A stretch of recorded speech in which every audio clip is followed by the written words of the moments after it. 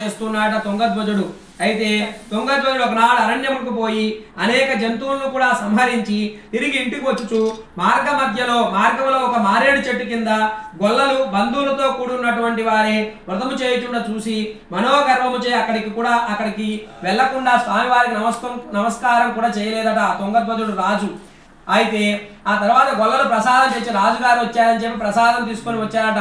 రాజు ముందర ఉంచిన మరలా కూడా పూజాస్థలంలోకి పోయి అందరూ భక్తి శ్రద్ధలతో ప్రసాదమును పూజిస్తూ ఉన్నారట. అయితే ఆ రాజు ప్రసాదమును పూజింపకనే తన నగరానికి వెళ్ళిపోయాడట. అయితే గొల్లలు ఇచ్చేటటువంటి ప్రసాదం ఏమిటి, నేను తీసుకోవటమా అని చెప్పి రాజు అనేటటువంటి గర్వంతో అక్కడి నుంచి ఆ ఇచ్చినటువంటి ప్రసాదాన్ని కూడా తీసుకోకుండా వెళ్ళిపోయాడట రాజు. అయితే అందులకు సత్యనారాయణ స్వామి వారికి రాజుపై ఆగ్రహం వచ్చిందట. ఎందుకంటే రాజు యొక్క కర్తవ్యం ఏమిటి, ప్రజలు కనతండ్రి వలె పరిపాలిస్తూ ఉండాలట. కానీ రాజుకి గర్వం అనేది ఉండకూడదు.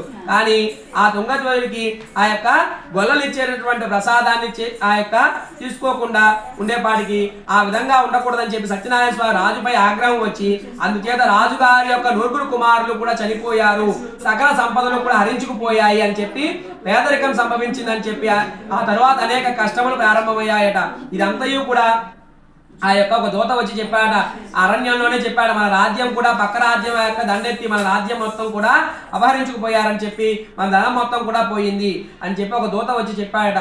అది అంతయు కూడా చూసి రాజు తనలో తాను ఇట్లా అనుకున్నాడట, ఆహా గొల్లలు ఇచ్చినారని చెప్పి నీచముగా భావించి స్వామివారి యొక్క ప్రసాదం భక్షింపకుండా తిరస్కరించి తిని అందుచే సత్యదేవునకు నాపై ఆ యొక్క ఆగ్రహం కలగడం వలన నాకు ఇటు స్థితి కలిగినది అని ఆలోచించుకొని వెంటనే ఆ గొల్లల చెంతకు పోయి భక్తి శ్రద్ధలతోటి సత్యనారాయణ స్వామి యొక్క వ్రతం ఆచరించాడట ఆ యొక్క రాజుగారు అయినటువంటి తుంగధ్వజుడు. అయితే పిదప ఆ రాజు మరలా కూడా ఒక దూత వచ్చి చెప్పాడు, ఇదంతా కూడా ఒక మాయలాగా జరిగిపోయింది. ఆ దూత వచ్చి నీ రాజ్యం నీకు యథావిధిగా ఉంది అని చెప్పి ఆ యొక్క ఇంకొక దూత వచ్చి చెప్పాడట. అయితే ఆ రాజు పిదప రాజు మరలా ధనవంతుడై సకల కష్టం నుండి కూడా విముక్తి పొందినటువంటి వాడే పుత్ర సంతుష్టుడై ఆ యొక్క పుత్రవంతుడై బతికి ఉన్నత కాలం కూడా సుఖముగా ఉండి అంత్యమున స్వర్గలోకమునకు పోయినాడు. అయితే మహాప్రభావమైనటువంటి ఈ యొక్క వ్రతమును భక్తి శ్రద్ధలతో ఎవరు ఆచరించుదురో, ఎవరు ఈ కథను భక్తితో వింటారో వారు ధనవంతుడగును, బంధనం పొందినటువంటి వాడు విముక్తిని పొందును, భయగస్తునకు భయం తొలగిపోవును, సక అభీష్టమును కూడా పొందినటువంటి వారే అంత్యమున స్వర్గలోక ప్రాప్తి కూడా పొందుతారు.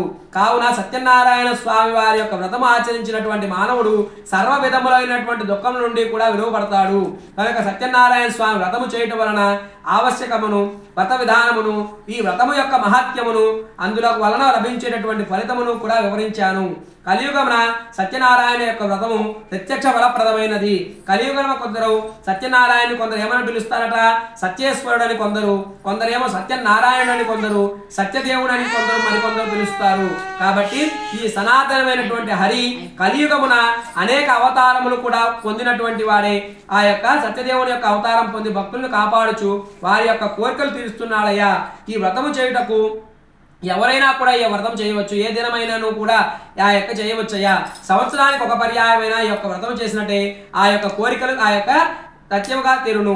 కాబట్టి ఈ వ్రతము చేయుటకు శక్తి లేకునచో ఎవరైనా కూడా ఈ వ్రతము చేయుచుండగా సూచనను కూడా భక్తి శ్రద్ధలతో కథ వినను కూడా సత్యదేవుని యొక్క అనుగ్రహం వలన సకల కష్టములు కూడా తొలగిపోవును, సకల సంపదలు కూడా కలుగుతాయి అని చెప్పి ఆ యొక్క స్కాంద పురాణంలో రేవాఖండే సత్యనారాయణ వ్రత కథాయాం పంచమోధ్యాయ సమాప్తః.